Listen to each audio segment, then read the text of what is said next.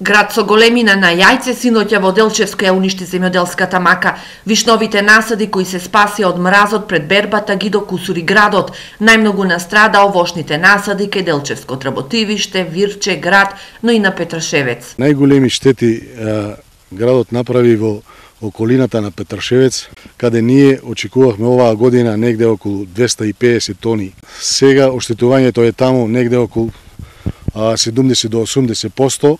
Во атарот на Тработивиште и таму се штетите големи, до 50% имаме оштетување на површина од 25 хектари. Имаме и во атарот на Вирички преод, каде оштетувањето е дури и до 90%. Во регионот каде годишно се берат над 2000 тони вишни, пролетните мразеви го преполовија родот, а сега градот ја фрли вишната во калта, а штети има и кај насадите со сливи.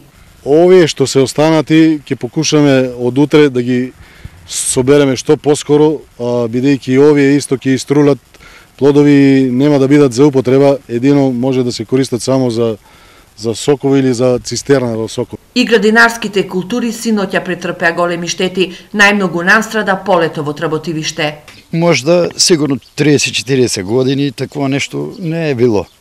Од почетокот почнаа едри куку јајца, големи зрна, а од градинарство, од пиперот, тие работи, скоро ништо нема. Овие земјоделци сега чекаат обештетување и од пролетните мразеви и од градот. Комисиите треба да дојдат и да оценат, да кажат, да видат оти е 100% уништено. Па сега новата влада нека преземе мерки. Како, например, за праските дава дотација там по некој денар, па и нас да не обештетат.